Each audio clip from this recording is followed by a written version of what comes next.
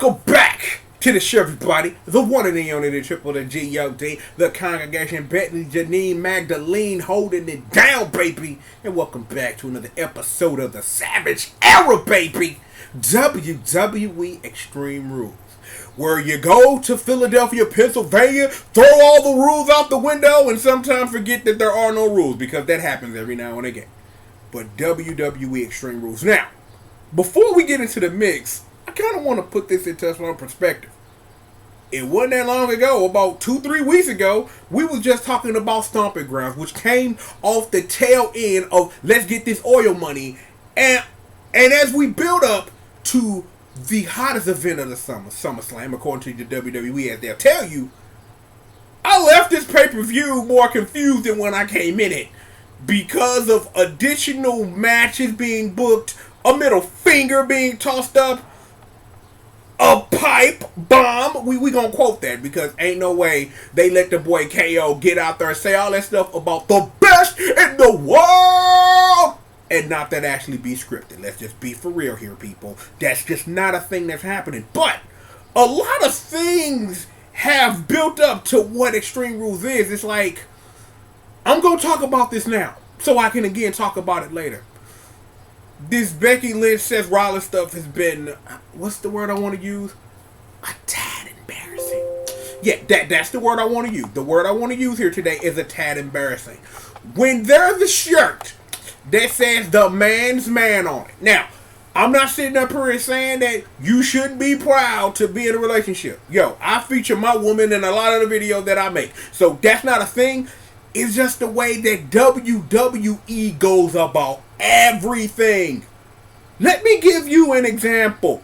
Remember Fandango? Remember that guy? He beat Chris Jericho into the thing, and he was supposed to be special. And then he had like a hot opening song or whatever. Then it had that hot remix with Tyler Breeze. But in the middle of this, what was once an organic thing became a thing that WWE forced down your throat. And because, you know, that's kind of what they do. They want you to believe in the product that's supposed to be about you, the viewer, but what it is that they want, this is nothing new. But every now and then, we get things that buck the trend. Like, for example, Kofi Kingston has been the champion since WrestleMania. We'll talk about that later. And other things. We can go back to how Kofi Kingston won the title from the last big time where it was such an abrupt, we don't want this, and we want this. Daniel Bryan had his WrestleMania moment.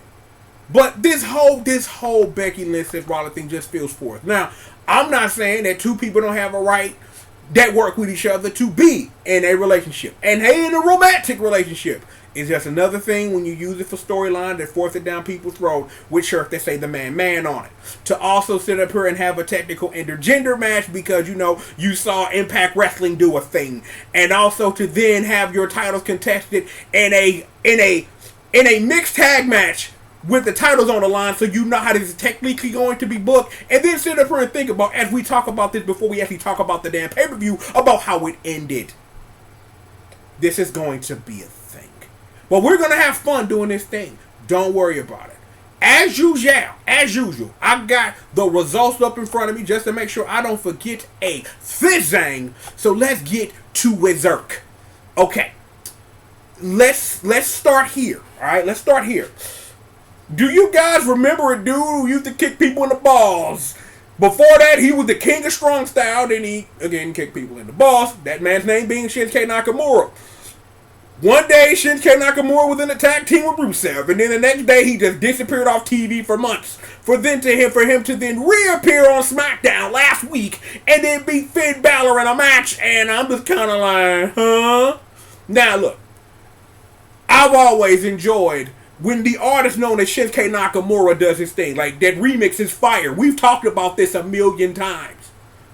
Seeing as the following happened, that after Shinsuke Nakamura beat Finn Balor, Saturday morning they added an Intercontinental title match between Shinsuke and Finn on the card for reasons that even now Monday afternoon before Raw comes on, I still don't get. So, given all of this information, Shinsuke Nakamura is now the Intercontinental Champion, and I'm like, why?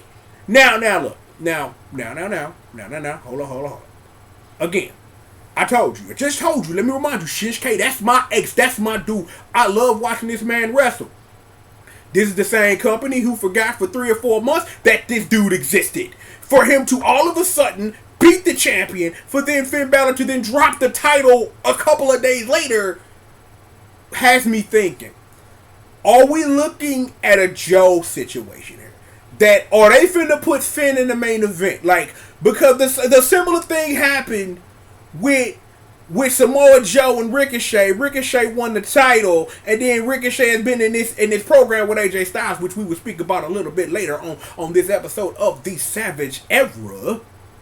But I wondered, this kind of weird, like, unless something happened between Tuesday and Saturday when they announced the match, or at least, hell, let's just say when I found out the match was going to happen, do they got plans for Finn Balor? Like, what plans do you have? It's like, but the thing is, at the same time, Finn Balor wasn't defending the damn title anyway, so there's also that. So, I don't know. Match was pretty decent, given that it's a match between Finn Balor and Shinsuke Nakamura. But again, it's a match between Finn Balor and Shinsuke Nakamura, which came out of nowhere, which got the title off Finn. So now I have questions about what A, you gonna do with my boy Shinsuke, and B, what this means for immediate booking future for one Finn Balor. Maybe. I don't know. Do that. Do this. You can't see that. Do this. I don't know. We'll figure it. Oh, and by the way, this was on the kickoff show for some reason that I still don't understand. Which probably should have been a match on the card, given what one of the matches on the card. And we'll talk about matches that just appeared out of nowhere later because WWE. Drew Gulak beat Tony Nese. The end. I watched part of this match. I wasn't into it as the match as it was in Stomping Ground, but you know, every time the 205 Live boys do something hot, then they do something that's kind of like, well, maybe I should still think to my thing of only watching you when you're on a kickoff show because the WWE don't give a shit about you. But it is what it is. Okay. Let's get to the pay-per-view. Alright, let's get to the pay-per-view. Let me see. Give me a second. I've got to figure this out because, see, I've had a chance to watch this pay-per-view, to think about this all day today. And here's what I came up with. Our opening match of the evening is Roman Reigns and the Muscular Undertaker versus Shane O'Mac, the best in the world, and that boy Drew McIntyre, the chosen one maybe, in a no-holds-barred match. Now, I have been trying to figure this out for weeks. Why all of a sudden would the Undertaker come out to help Roman Reigns? Well, there are a couple of things. So let me sit up here and just make a whole bunch of references that you may or may not get. Maybe Giancarlo Veronese has been right this whole time, and Roman Reigns will absorb the power of the Undertaker and become the new Undertaker. That would be kind of cool, but no way in hell that happens. But here's a thing that I did think about.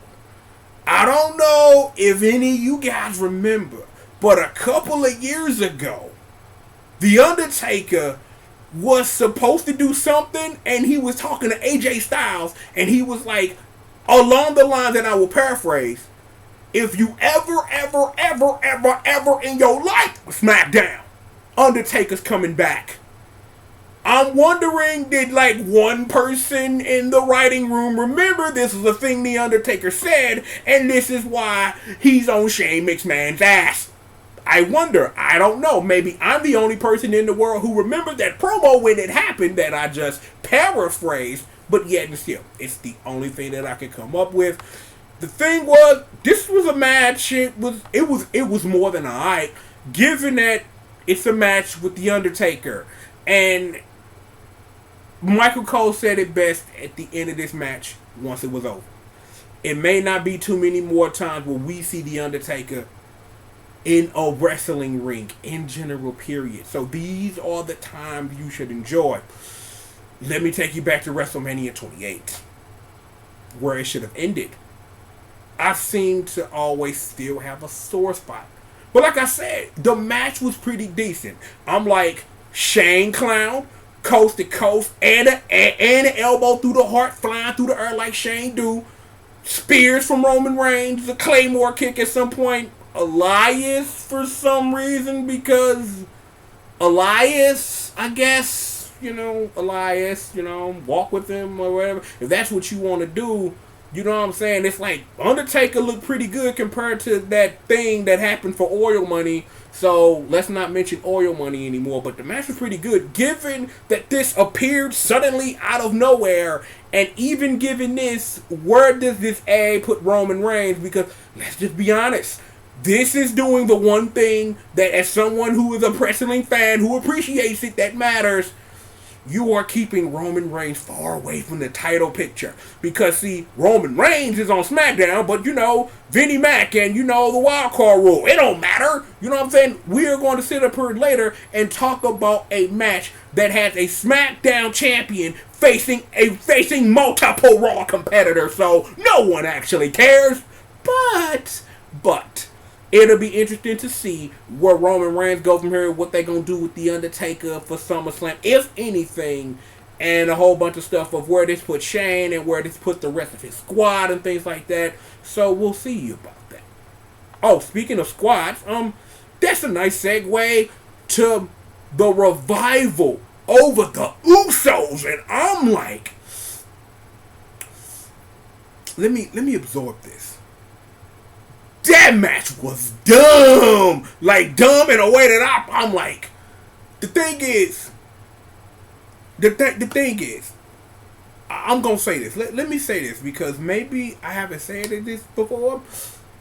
Dash and Dawson been my dude since NXT. Oh, wait, I have said that before. The Usos know how to go out there and clown. But the thing is, and I'm going to say this, I don't remember that before now, the last time the Revival won, the Revival defended the Tag Team Championships before now. Because they've been hanging around Shane, trying to actually technically build up the Usos to get this match for them to ultimately lose in a wonderful effort. But I got a feeling that this is not over yet. But I'm sitting up here in this juncture trying to think, is the B team, you ain't seen them in the Hellas.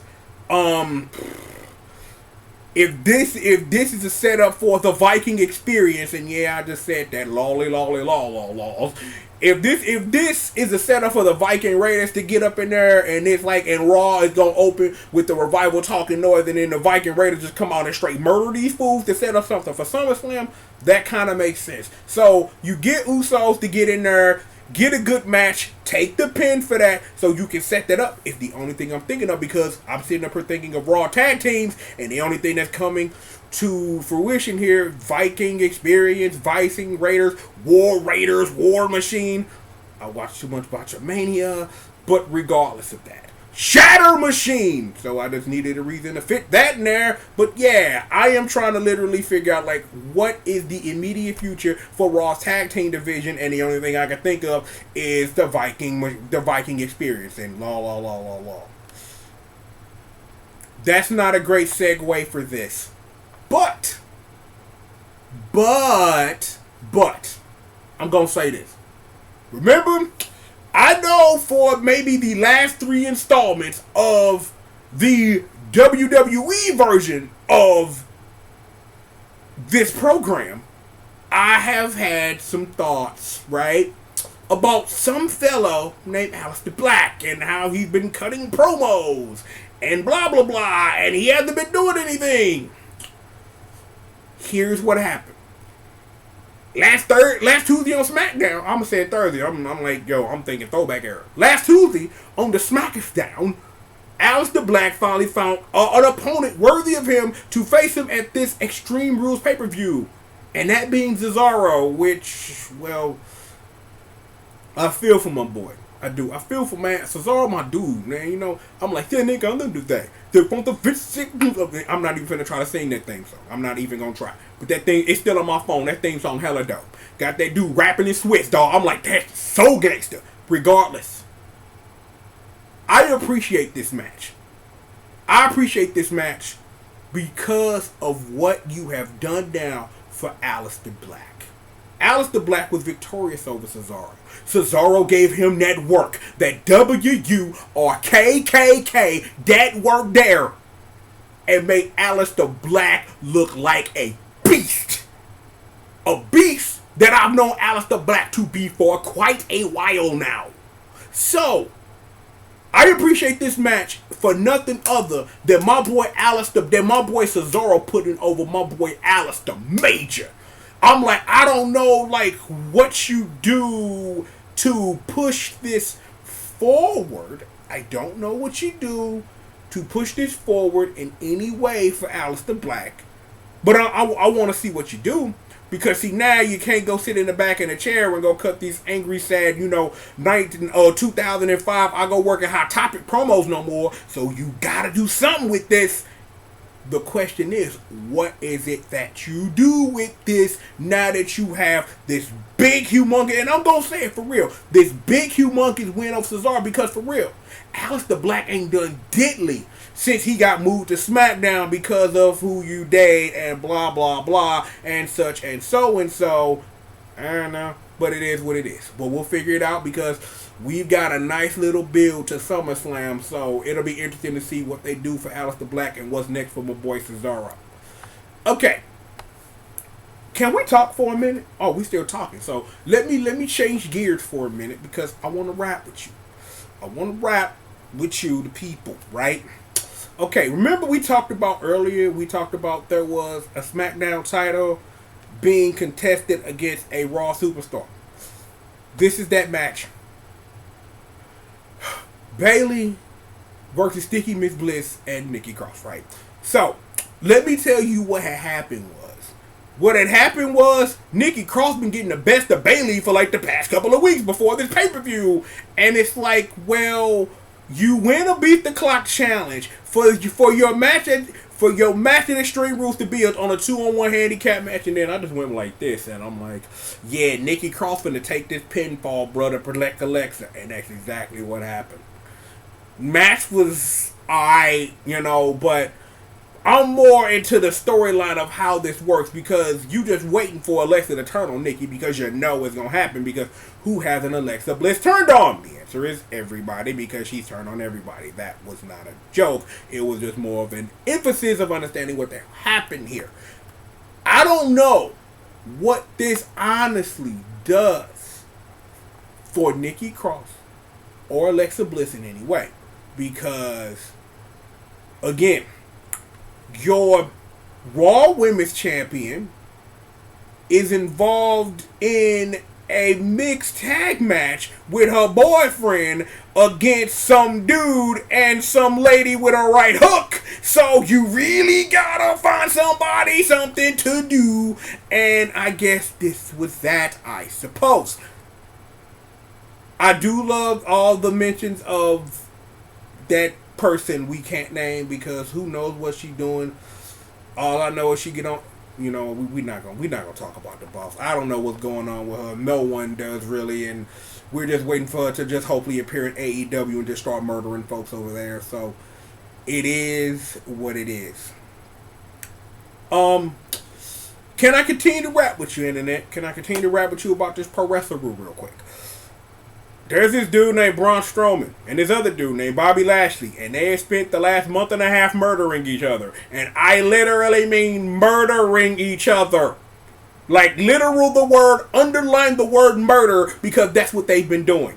Let me see. Let me turn over things with you in it. Let me run you through an LED stand and send us both to the hospital. Let's cut promos and say that I'm not okay, but I'm really okay, but I'm really up. But that's what Braun Strowman and Bobby Lashley have been doing. It was better when Leo Rush was cutting his promos, but, you shouldn't run your mouth. I'm like, you hear what happened to my boy Leo, but I really hope he bounced back. So shout out to him. He bounced back doing his thing, but I really hope they find a way for him to get back in the E. Regardless, this was a last man standing match. Do you want to know the honest truth? They murdered each other some more. And then in this weird spot where they get dragged up to like some side of the arena that was perfectly set up for this spot for Braun Strowman to power slam Bobby Lashley through this thing and then bust out the box like the Kool-Aid Man. Oh yeah! And I'm just like, whatever, dude. I'm like, my thing is that at this juncture, let me say this, and given what I know what the next match is, I'm probably gonna say it again. They never put the title on him. That's just what this is. You would really think that I would talk about this last man standing match where two human beings tried to murder each other. Oh, I'm really honestly thinking some of that was a shoot on my mama. But, I don't get it. I don't understand. And I don't understand for reasons we are going to get into. Not only when we talk about our next match, but also when we talk about how this pay-per-view ended. I don't know. Is it me? Is it me? It's probably not me, given what things are. It ain't me. It ain't my fault. I did not do that. I am neither mystical nor Steve Urkel. But, I don't know. What do you do with Braun Strowman? Someone who probably could, use like a real title run, I guess, but you have other plans. But it is what it is with that. Oh yeah, the Kool-Aid Man finish. Yap, that happened. Anywho, the New Day or your new SmackDown Tag Team Champions. And for the second match on a pay-per-view, Heavy Machinery get hella over in a loss. Here's what I appreciated about this match, other than the thing that I said. This was a great damn wrestling match between three great tag teams, and I really thought I would never be saying that about Daniel Bryan and Rowan. But yet here we are. Given everything that match was, that ending was ace. That ending was straight aces. Give my boy Big E, he been gone for hella, give him that finish into the midnight hour. Sitting up here like, just hulking it. And I'm just like, my boy Big E. Shout out to Xavier Woods, you know what I'm saying? So now, the whole New Day, covered in gold. You got the biggest tag team championship probably in the whole thing, mainly something about the Street Profits has appeared everywhere. I was glad I was able to remember to put that in. And Kofi with the World Heavyweight Championship. It's a new day. Yes, it is. So, in this, again, Heavy Machinery look hella good over. Daniel Bryan and Rowan will hopefully go find their asses something to do. And the New Day got all the gold. It's good days, baby. Good days. No.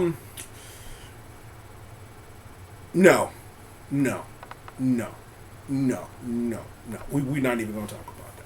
I got the results up. No, we're not even going to talk about that. We'll talk about it. Remember this? AJ Styles is your new United States champion because, good brothers. That's it. That's it. That's it. The match was hot, but the match was hot because it's AJ Styles and Ricochet wrestling. What can not be hot about that? But that finish was garbage. It's like, my thing is that AJ Styles, well, AJ's a heel now, so yeah, he needs all the help he can get. Never mind. I take back everything I said. Everything. I take it all back. That was not a bit. Let's just put it in perspective. AJ's a heel now. He has to win by heel tactics. What the hell was that style? What the hell with that ultra instinct style clash off the second rope? What the fuck? That was dumb. And I didn't mean to curse, but that style clash was hella sick. That's it. That's all I wanted to say. The match was hot. That Styles clash was murder. That's it. That Styles clash was murder. I rewound that multiple times. That Styles clash was dumb. It's a beautiful day in the neighborhood. Styles Clash reversed off the second rope, and now you are the United States champion. Yeah, yeah. Yo, cause the bit was I was gonna play it off like it was nothing, and just to build up to that Styles Clash, and then but that Styles Clash was stupid. That Styles Clash was stupid. The whole match was dope because again, let me remind you, AJ Styles, Ricochet in a wrestling ring. If it's nothing else but ace, I don't know what to tell you, bruh. It is what it is. The beginning, middle, and end. Okay. Have I ever talked to you about your not Lord and Savior, Billy Kidman?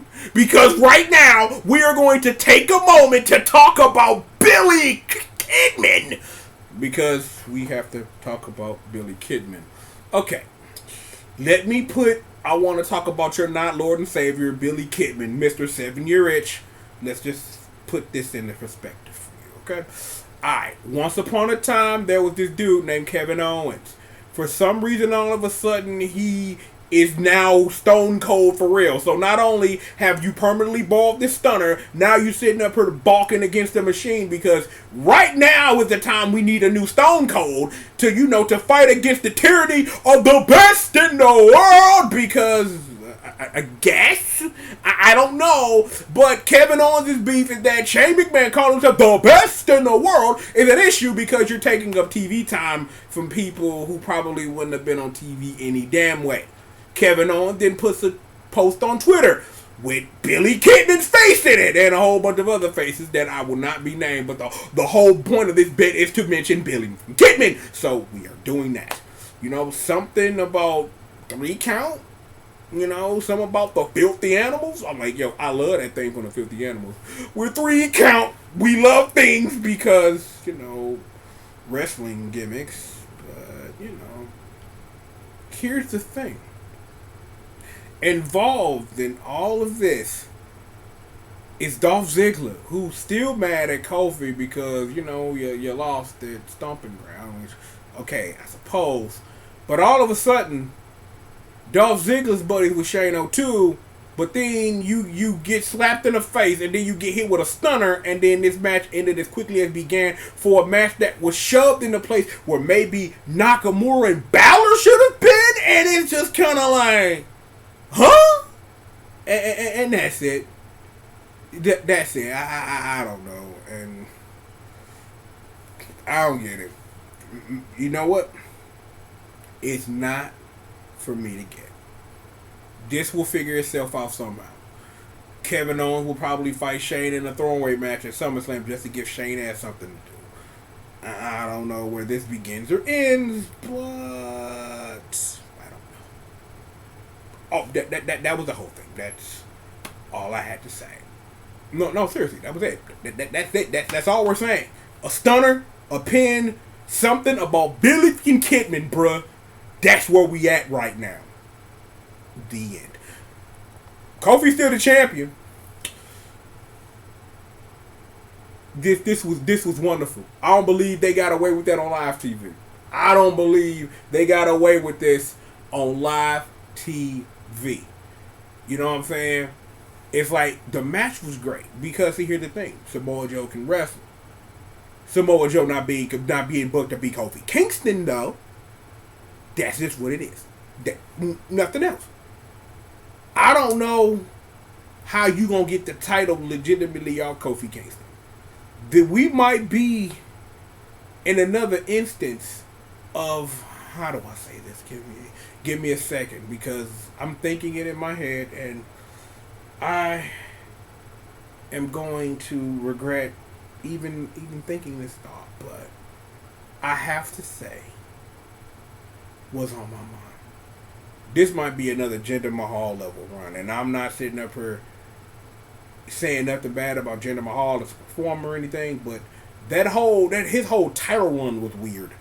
It's like I understood it because he was trying to get to that oil money, and then as quick as you got to the oil money, he was no longer the champion. Because did you really want Brock Lesnar murdering your oil money face at a random pay-per-view?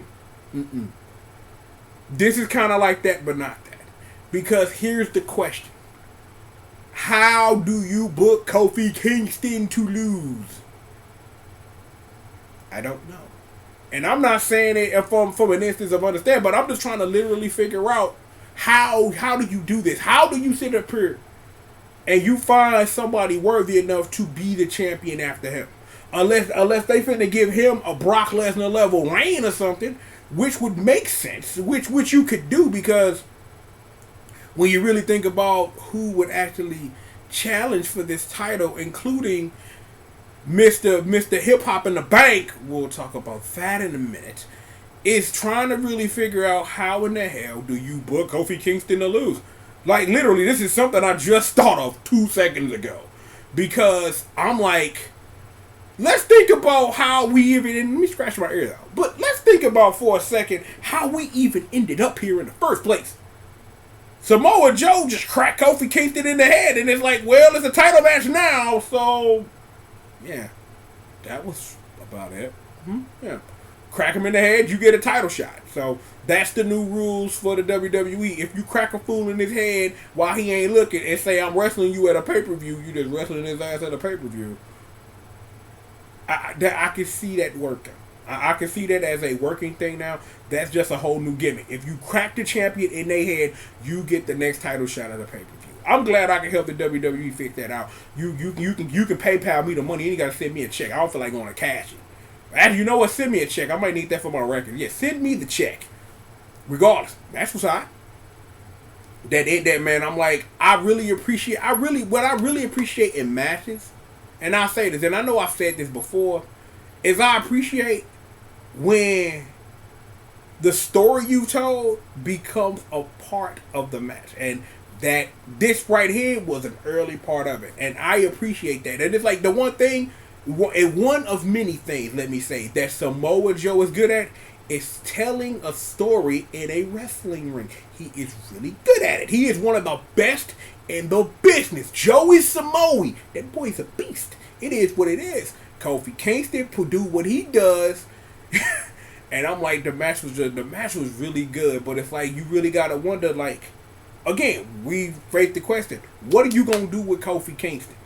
Because we know what you're not going to do, and we're going to discuss that. Because here's the honest truth: while we talk about Mr. Hip Hop in the Bank and what ultimately happened here, is this.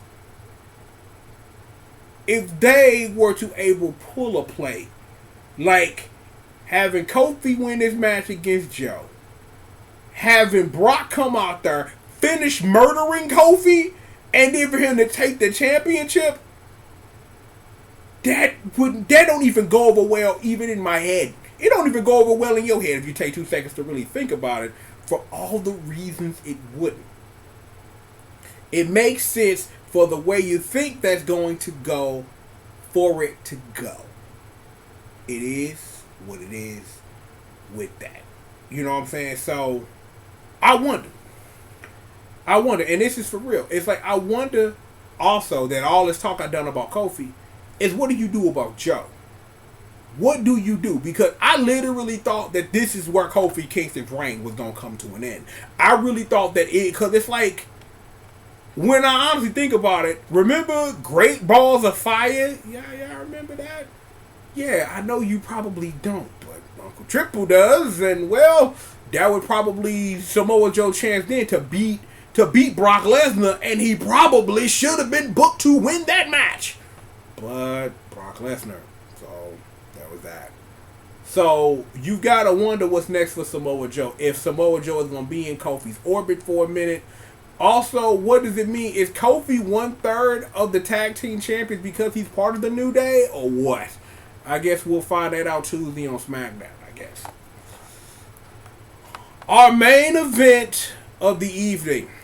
This winner takes all match with the man and the man's man versus Barry Corbin and Lacey Evans. Ooh, I made that rhyme. Something about Lacey Evans' booty. I've said that now. And it is what it is. There were kendo sticks involved. Lots and lots of kendo sticks. There were chairs because it is an Extreme Rules match. There were tables because there are tables. And then ultimately, in oh man, the WWE is sitting over watching Impact. There was some point where Becky Lynch got hit with the end of days. And this. Okay. Let me put this into some mystical perspective for you. I am sitting down and I am watching this match that I am kind of sort of interested in because people are beating other people over the head with foreign objects. I'm here. You know, I'm here with this, and it's whatever. You know what I'm saying? They murdering each other. What you expect from all of this build up from this match or whatever, and you think that maybe that this can go the way you think it's not gonna go, and you know it's not for reasons that was alluded to early in this pay per view that we didn't talk about because it didn't matter to talk about it until a couple of minutes from now. But at the point where Becky Lynch got hit with the end of days, I was like, really now? This is what we're doing. This is what we're doing? And then when you think about it in the grandiose scale of this match and what follows, is let Uncle Triple continue telling this story. Seth Rollins get pissed. Got the kendo stick, whoop that ass. Got the chair, whoop that ass. Stomp, repeated stomps. And then you win. Yay, you get to win.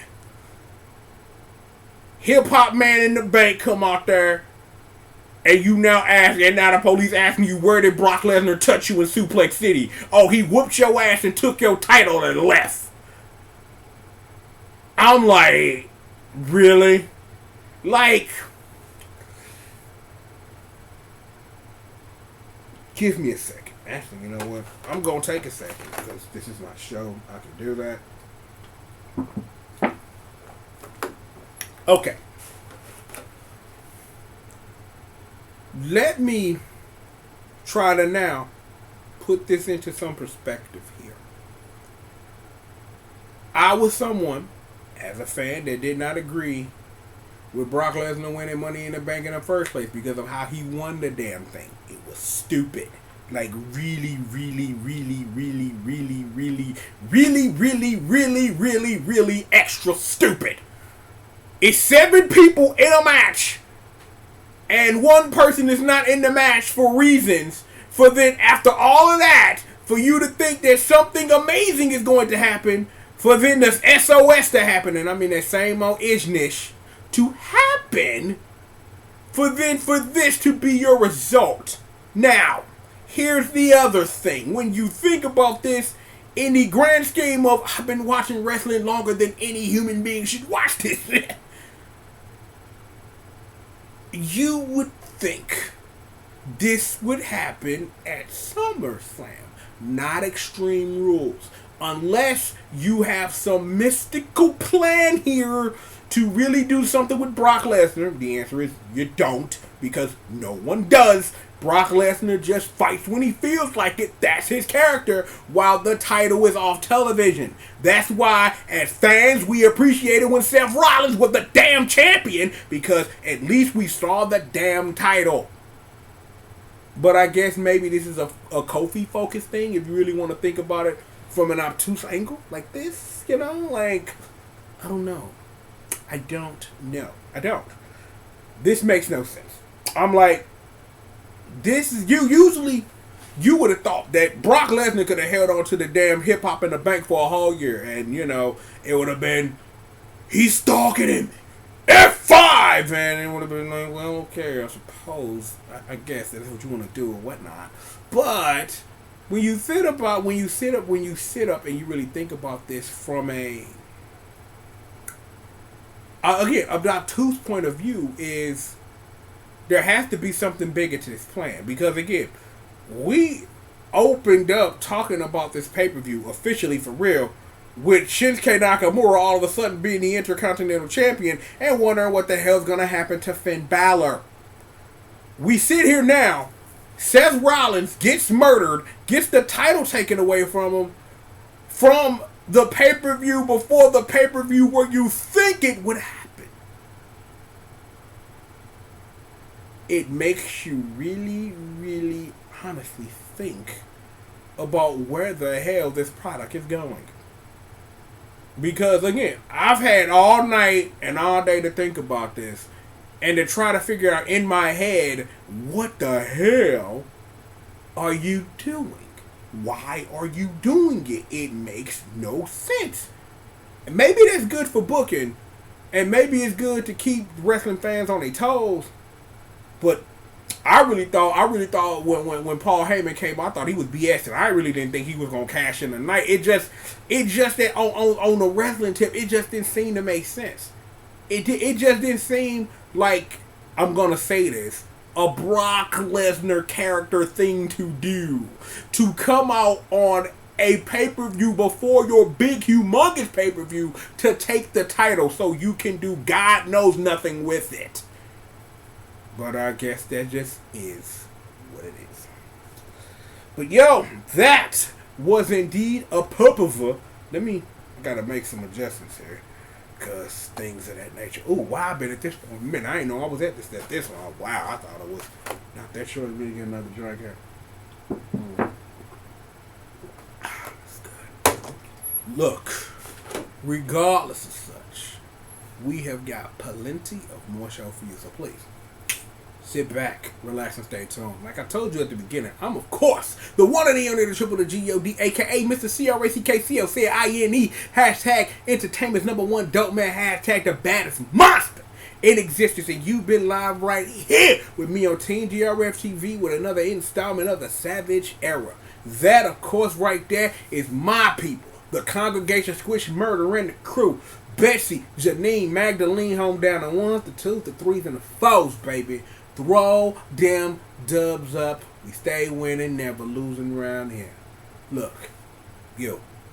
I'm talking to you. And I'm also talking to you and you and you and you and you and you and you and you and you and you and you. You, all y'all. Go tell them the day the one and the only is holding down live right here on Team GRFT with everything you need and even more what you want, baby. Bang! Look, we have got plenty of more show for you. Plenty of more show. And we'll have it for you right after these commercial messages. Gotta say, really cool pay-per-view. Left me with a lot more questions than answers, but that's sometimes a good thing.